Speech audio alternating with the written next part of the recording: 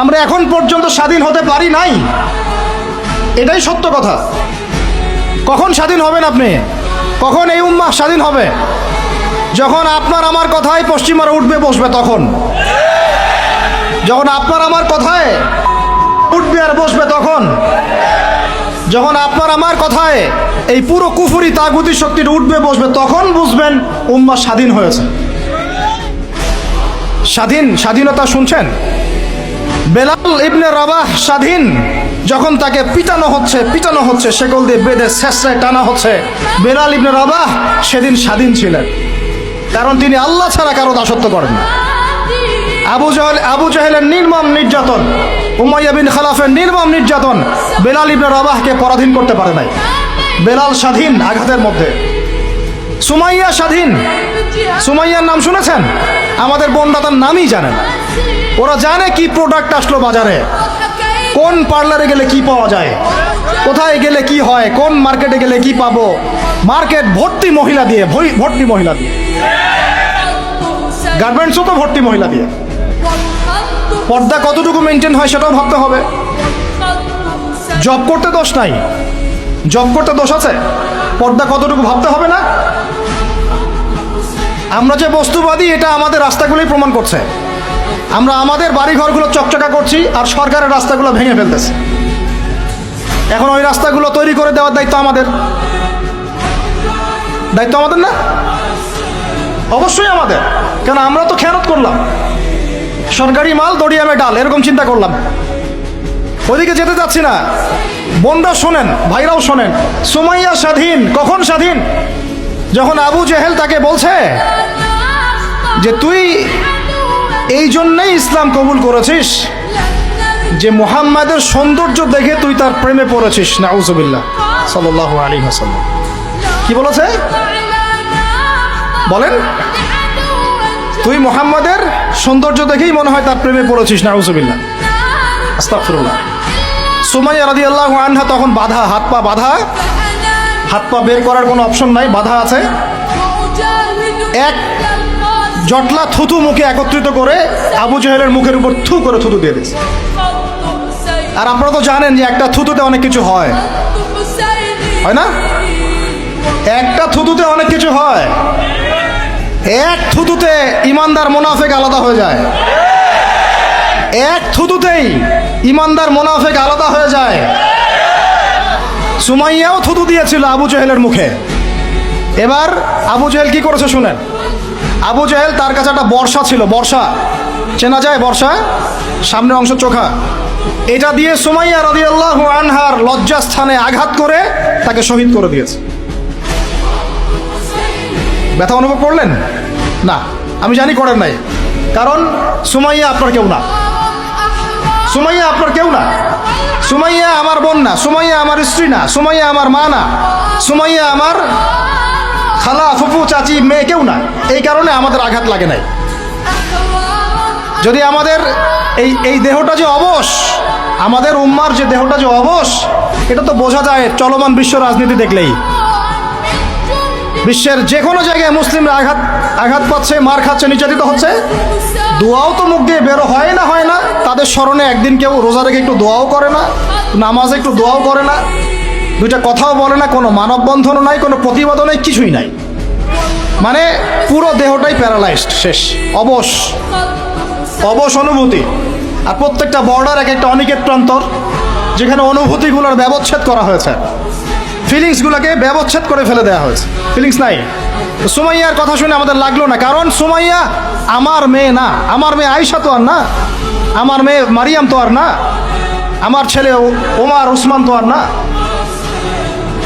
সুমাইয়া তখন স্বাধীন, যখন তাকে বর্ষায় শহীদ করা হলো, সে স্বাধীন, জান্নাতে চলে গেল।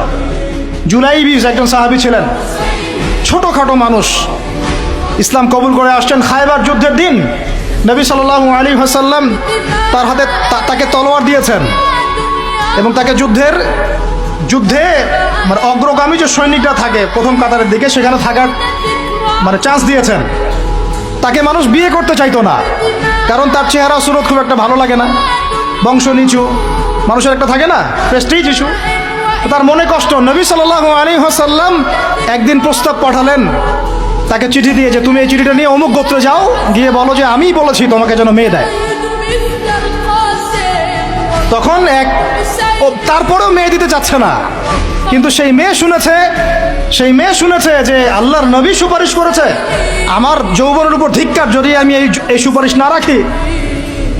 তিনি বললেন জুলাইবিস যেমনই হোক চেহারা, আমি তাকে বিয়ে করতে রাজি আছি। তিনি বিয়ে করলেন, সংসার শুরু হলো। এই সাহাবী খায়বার যুদ্ধে শহীদ হলেন। নবী সাল্লাল্লাহু আলাইহি ওয়াসাল্লাম তার চারপাশে দেখলেন, তার চারপাশে 12 জন ইহুদির লাশ পড়ে আছে। কয়জন? একাই 12 জনকে হত্যা করেছে এই সাহাবী। সুবহানাল্লাহ।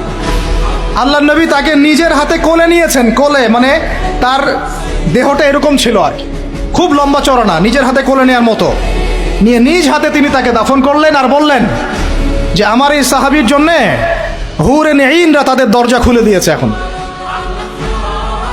তিনি তখন স্বাধীন। ওমর ইবনুল খাত্তাব তখন স্বাধীন। কখন স্বাধীন?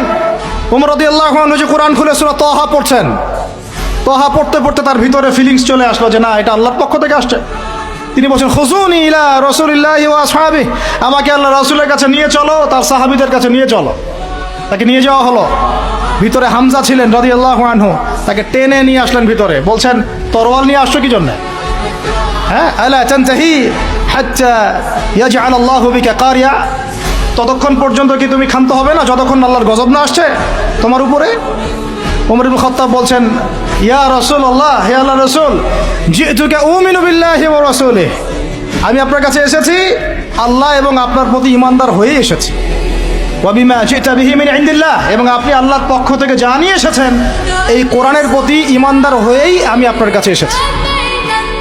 আশহাদু আল্লা ইলাহা ইল্লাল্লাহ ওয়া আশহাদু আন্না মুহাম্মাদান আবদুহু ওয়া রাসূলুহু। কালিমা পড়লেন, মুসলিম হলেন, স্বাধীন হলেন। আগে পরাধীন ছিলেন। বুঝতে পারছেন না কথা? এরপরে তিনি সবার দরজায় গিয়ে নক করলেন। আবু জেহেলের বাসায় নক করে বলছেন হাল আলিমতা আন্নী কদ আসলামত, তুমি কি জানলা যে আমি ইসলাম কবুল করেছি? আবু জেহেল, তুমি কি জানলা, শুনলা যে আমি ইসলাম কবুল করেছি? আরেকজনের বাসায় যান, উমাইয়া বিন খালাফ, হাল আলিমতা আন্নী কদ আসলামত, তুমি কি জানলা আমি ইসলাম কবুল করেছি? ওয়াত্তাবা'তু মুহাম্মদ সাল্লাল্লাহু আলাইহি ওয়াসাল্লাম, আমি আল্লাহ রাসূলের ইত্তেবা করেছি। এরপর কুরাইশদের এই কাবার সামনে গিয়ে বলছেন ইয়া মা'শারাল কুরাইশ, হে কুরাইশ তোমরা শুনো, ই'লামু আন্নী কদ আসলামত, তোমরা জেনে রাখো যে আমি ইসলাম কবুল করেছি। ওয়া শাহিদতু আল্লা ইলাহা ইল্লাল্লাহ ওয়া আন্না মুহাম্মাদান আবদুহু ওয়া রাসূলুহু। এবার কুরাইশরা গিয়ে তার উপর আক্রমণ শুরু করলো। 40 জন 50 জন গিয়ে তাকে জাপটে ধরতেছে, তিনি একাই লড়তেছেন সবার সাথে। একজন এসে পরামর্শ দিচ্ছেন, ওই যে আপনারা যারা হিকমতের দোহাই দিয়ে কাপুরুষতাকে আড়াল করতে চান তারা শুনেন ওয়াজটা ভালো করে। যারা হিকমতের দোহাই পেরে কাপুরুষতাকে আড়াল করতে চান তারা শুনেন। উনি এসে বলেছেন যে আফালা কুনতা কাতামত, তুমি কি ইসলাম কবুলের এই বিষয়টাকে গোপন রাখতে পারতা না? কি দরকার ছিল এভাবে প্রকাশ্যে বলার? কি দরকার ছিল এভাবে কাফেরদের সাথে একটা দ্বন্দ্বে জড়ানোর? শোনেন তারপরে তিনি কি বলছেন। তিনি বলছেন যে ওয়াল্লাহি, আল্লাহর কসম করে বলছি, লা উফাররিকান্না বাইনাল হাক্কি ওয়াল বাতিল কামা ফাররাকাল্লাহু বাইনাল লাইলি ওয়ান নাহার। আল্লাহু আকবার। তিনি বলছেন আল্লাহর কসম করে বলছি, আমি রাত এবং দিন আল্লাহ পাক যেভাবে আলাদা করে দেন এই রকম করে আমি সত্য আর মিথ্যা আলাদা করে দেব ইনশাআল্লাহ। আল্লাহু আকবার। এরপরে তার নাম হয়েছে আল ফারুক। কি নাম হয়েছে? ওমর এখন স্বাধীন। বলেন আমাকে উম্মাহ স্বাধীন? উম্মাহ স্বাধীন। কিছু করতে গেলেই বলবে স্যাংশন দিয়ে দিব, কিছু বললে বলবে যে একদম টাকার মান কমাই দিব। আরও কিছু যদি বলতে চায় আমাদের প্রশাসন গভর্নমেন্ট, তারা যদি আরও বড় পদক্ষেপ নিতে চায়, প্রশাসন গভর্নমেন্ট যদি বলতে চায়, বলতে পারে বা বলে ওই ইউনাইটেড নেশনসে গিয়ে যে আমরা আমাদের দেশ থেকে আমাদের সেনাবাহিনী পাঠাবো গাজায় গিয়ে আমাদের পক্ষে, আমাদের মুসলিমদের পক্ষে যুদ্ধ করবে, এই কথা যদি বলতে পারে বা বলে, দেখবেন তাদের সমস্ত শক্তি দিয়ে বাংলাদেশকে আক্রমণ করে ফেলছে। আপনি আমাকে বলেন আমরা স্বাধীন? উম্মাহ স্বাধীন? ওই তাগুতি শক্তির, বিশ্ব কুফরি শক্তির পরাজয় না হওয়া পর্যন্ত মুসলমানরা স্বাধীন না। আর ঈসা ইবনে মারিয়াম এই গাল গল্প করতে আসবেন না, তিনি মানুষকে খালি সুরসুরি মার্কা ওয়াজ করতে আসবেন না, তিনি আসবেন ওই গোড়ায় আঘাত করতে ইনশাআল্লাহ। আল মাহদি মানুষকে সুরসুরি মার্কা ওয়াজ করবেন না, খালি ফজিলত আর ফজিলত, এভাবে নয়। তিনি আসবেন দাওয়াতের মিশন নিয়ে, উম্মাকে ঐক্যবদ্ধ করবেন, কুফারদের সাথে মুসলমানদের একদম সশস্ত্র যুদ্ধ হবে, তারপর এদের একটা একটা করে খুঁজে বের করে মারা হবে ইনশাআল্লাহ। আল্লাহর কসম করে বলতেছি, আমাদের একটা মুসলিম ভাইয়ের রক্ত বৃথা যাবে না, একজন শিশুর রক্ত বৃথা যাবে না ইনশাআল্লাহ। একজন বোনের ইজ্জতের মূল্য ওদেরকে দিতে হবে ইনশাআল্লাহ। এই যে বিগত 1.5 মাসে তোমরা 19,600 জনকে হত্যা করেছো, একটা একটা করে হিসাব আমরা নিব ইনশাআল্লাহ। 1914 সাল থেকে 2023 পর্যন্ত প্রায় 3.5 লক্ষ মানুষকে হত্যা করা হয়েছে, এর হিসেব ওরা দিবে ইনশাআল্লাহ। এর হিসেব আমরা নিব ইনশাআল্লাহ। আমরা ছাড়বো না ইনশাআল্লাহ। এই ফিলিস্তিন আমরা ছাড়বো না, এই জেরুজালেমও ছাড়বো না। আর মনে রাখেন, আমাদের এখানে কি হবে তারপরও আল্লাহ পাক করবেন না। আল্লাহ পাক জানেন কোন জায়গা থেকে দিন কায়েম করতে হবে। ঈসা ইবনে মারিয়াম 40 বছর ওই তখ্ত থেকে, ওই সিংহাসন থেকে পুরো বিশ্বটাকে শাসন করবে ইনশাআল্লাহ তাআলা। আপনারা আঞ্চলিক রাজনীতি নিয়ে পড়ে আছেন, থাকেন, আমি বিশ্ব রাজনীতি নিয়ে কথা বলছি। আঞ্চলিক পলিটিক্স নিয়ে আমার কোনো আগ্রহ নাই, কারণ আমি জানি এই পুরো সাবকন্টিনেন্ট শাসন করবে ঈসা আলাইহিস সালাম। যদি আমরা তার পক্ষের লোক হয়ে যাই, তাহলে আমরা ইজ্জত সম্মান পাবো ইনশাআল্লাহ। আর যদি আমরা তার বিপক্ষে চলে যাই, দেখবেন জিল্লতি আর জিল্লতি নেমে আসবে, আল্লাহ মাফ করো। এখন শুনেন, ইবনুল খাত্তাব স্বাধীন এইখানে হামজা রাদিয়াল্লাহু আনহু স্বীকার করে আসছেন। যুবক ভাই আপনি শুনেন, এই যে ওমরের কথা বললাম, এরকম একটা ছেলে আমাকে দিতে পারবেন ঘর থেকে, প্রত্যেকটা ঘর থেকে পারবেন? সাহস আছে খালি বলবে যে আমি রাত দিন যেমন আল্লাহ আলাদা করে দেন, আমি সত্য মিথ্যা আলাদা করে দেবো ইনশাআল্লাহ। পারবে? তোমরা টিকটক চালাচ্ছ, তোমরা টিকটক চালাচ্ছ, পাবজি খেলতেছো, ফ্রি ফায়ার খেলতেছো, মেয়ে নিয়ে পড়ে আসো, তোমরা কিভাবে উম্মাকে নেতৃত্ব দিবা? নামাজ পড়তেছো না, সাপ্তাহিক সম তো রাখো না মনে হয়, আল্লাহ ভালো জানেন।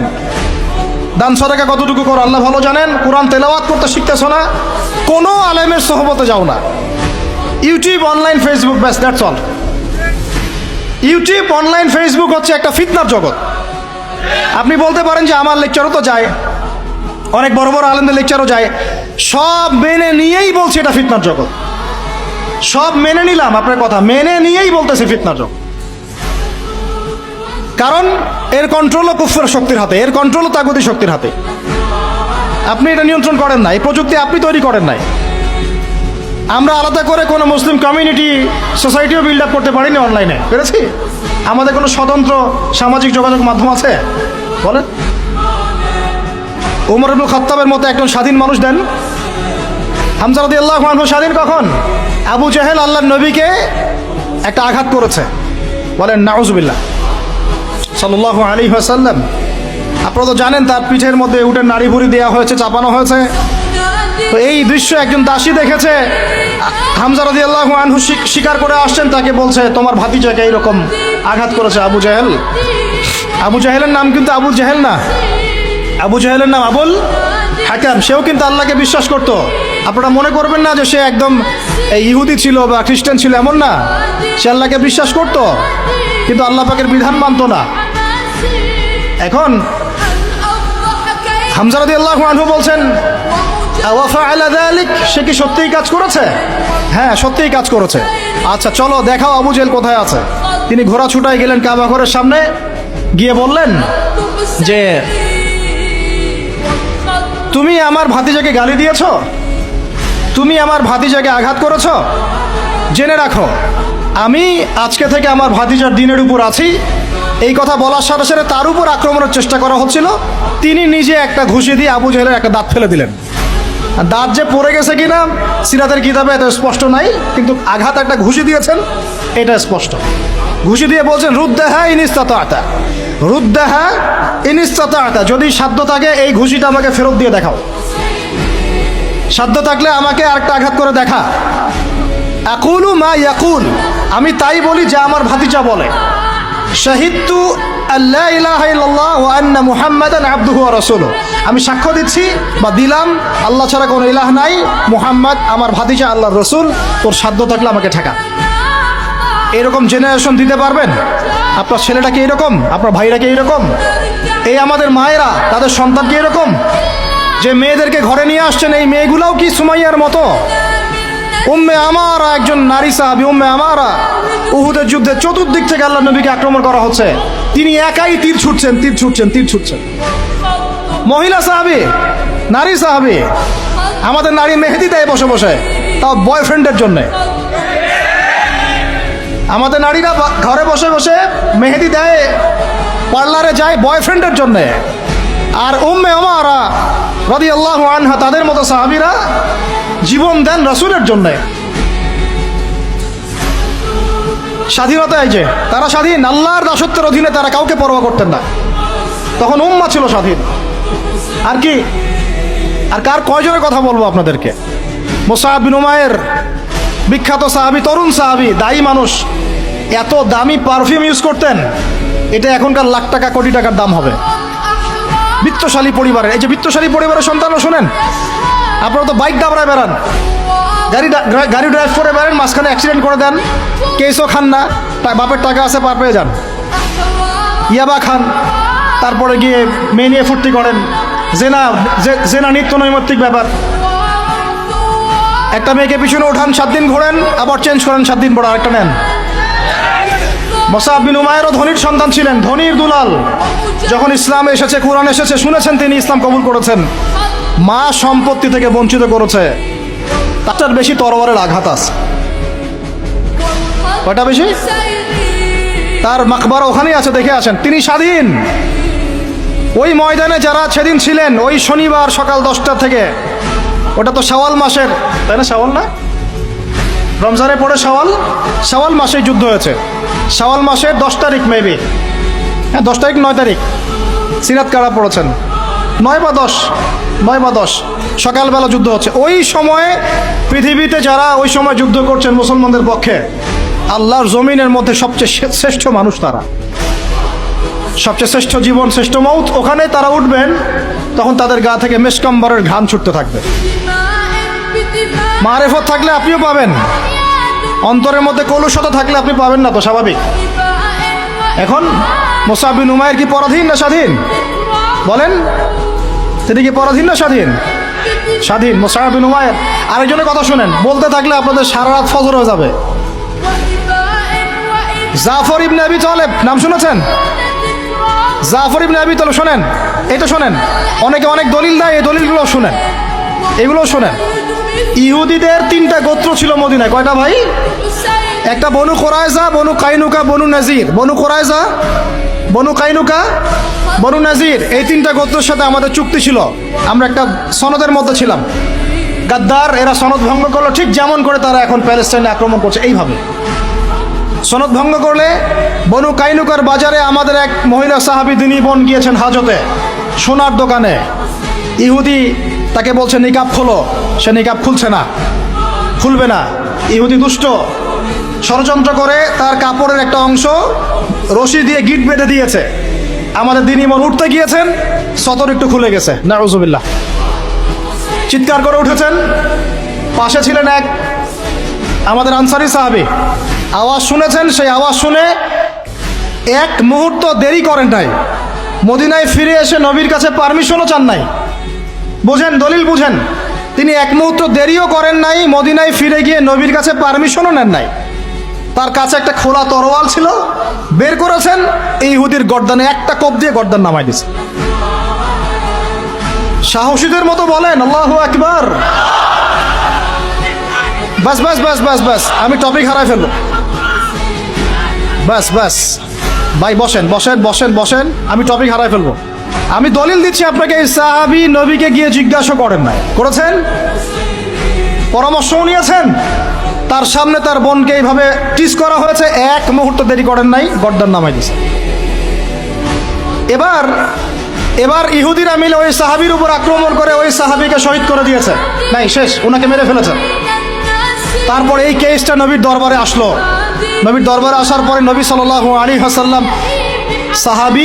সাহাবীর ব্যাপারে কোনো সমালোচনা তো করলেনই না। সাহাবী, তুমি ভুল করেছো, আমাকে জিজ্ঞেস কেন করো নাই, আমার পরামর্শ কেন নেও না, এগুলো তো বললেনই না। বরং তার অন্যান্য সাহাবীদেরকে বললেন, সবাই যুদ্ধের বর্ম পরে বের হও, বনু কাইনুকাকে আক্রমণ করতে হবে। এখন আপনি দেখছেন 3 মাসে 19,600 জন।